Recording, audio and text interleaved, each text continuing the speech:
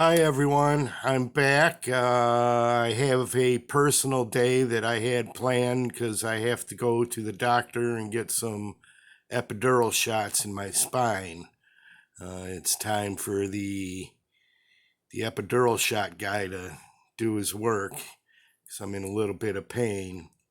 But it's a paid day, so I've got a big smile on my face. I'll be going to the post office. I have two packages to send out. One is for Larry, it's the bulldog. So I'll be emailing the tracking number later on today. My doctor's appointment isn't for another few hours. So I'm going to do a video real quick. First, I want to thank everyone that did research on the farm boy. GLM has some good info down in his comments if you check out the comments in the last video. I also I found an article from 2009 on Boker's 140th anniversary in Knife World magazine. And the last page of that has the Boker Tang stamp codes. So if you guys want to check that out, you have to go into the last video and check out my reply to GLM. There's a link there. And check out GLM did some research too, so he's got some good info on everything too. But to me, it really doesn't matter because this is a one sweet knife. I've really gotten to like it. I haven't had it for quite 24 hours yet, but you can see I did put one coat of mineral oil on it, which made it a little bit darker, but it'll also help protect it and kind of brought out some of the colors to it. But it's a pretty sweet knife. I'm really digging on this knife now.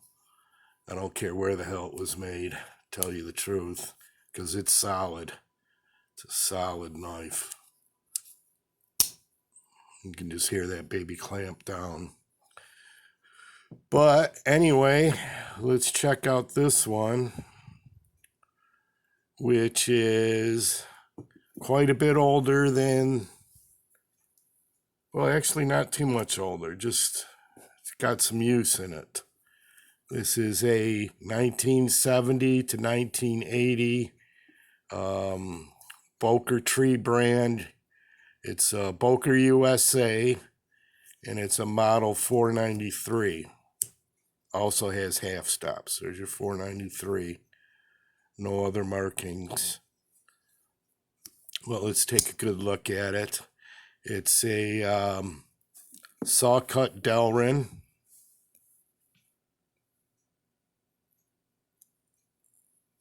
It's got some chips and gouges. At first, I thought that maybe they manufactured them that way to give it some old-time flavor. But no, those chips are from the previous owner, because on the backside there are no chips. Maybe a little one over here. But I thought them chips gave it some really good flavor. You look at this angle. And this is not a crack, that's just like a gouge. So everything's tight on it. The bolster. It's a quality knife, real quality knife. Let's take a look at the blades. Well, first let's check the back. Got a lot of patina on the back springs and on the brass liners and the bolsters. A slight gap here, but that's not a big deal. Let's check the centering. Almost centered. Not bad for a 45-year-old knife. You can see this one, the pen blade's peeking up a little bit, but it doesn't snag, so that's not a problem. You got to be careful when they get like that. You don't want to keep sharpening it up because you're going to have your point up here and it's going to peek out and snag on you. You know, snag your hand or whatever. So pretty much going to keep that blade how it is. Let's check out the main clip. It's been sharpened quite a bit. You can see it's probably, I'd say 89% blade left, because there's quite a distance between the start of the blade and the ricasso. It's got some use on it. Needs a good honing. If I do sharpen it, I'll try not to take too much metal off it, because it's going to be a user. It's definitely going to be a user. Got it on eBay for $42, which I think is a fair price.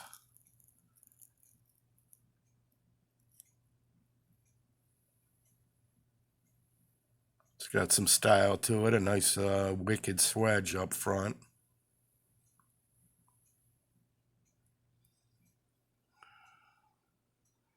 It's got plenty of snap. Let's click that back. Pull out the pen blade.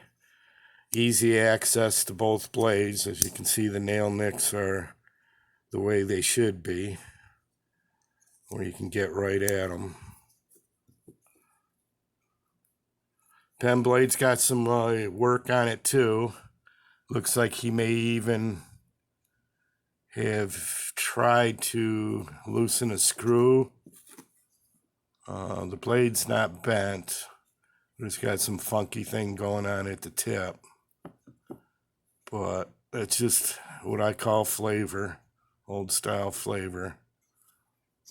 Now, I've seen another one of these on eBay. If you search Boker Barlow, you'll see it. It's actually in better condition, but I think it's been cleaned. And for heaven's sakes, people, don't clean your older knives. I mean, if it's rust, yeah, but if it's just old patina, you got to leave it on there. At least that's my thinking. And I like this one better, so this is the one I bid on.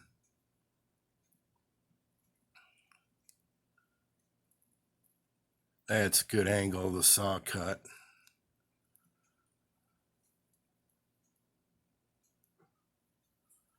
But I think it's a really sweet knife. I like it a lot because it reminds me a lot of my Russell Arch.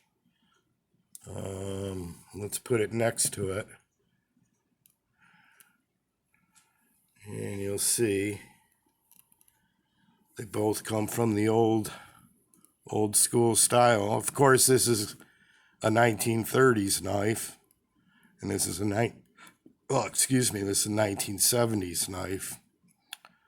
But don't they look pretty cool together there? That's why I like Barlow's, right there. And there, and there. Actually, I like all of them. But yeah, if we were to play knife dealer, you would think that the two Taylor Eyewitnesses would go for the most on the open market right now, but it would be this one. This was appraised at $160 last year, and I think with the economy doing so well here in America, as the economy goes up and people get more money in their pocket, things get moved around and prices go up. So whereas maybe 5 years ago someone wouldn't pay $225 for this, they might pay $225 for that now. However, I'd never sell. That is a non-seller right there, no matter what. And we'll look around, and I'm sure them Taylor Eyewitnesses, I paid $160 for the buffalo horn and $170 for the Amboina. I'm sure you probably could get $200 a piece for them, just because it would be easier for someone to buy it off of me than going through overseas sale, because you're probably going to have to wait. Remember, I waited like a month and a half for this. But anyway, that's the collection there. Some shiny and new, some shiny and old, and some not so shiny and old. And I also have where towards the top you got your over $100 Barlows.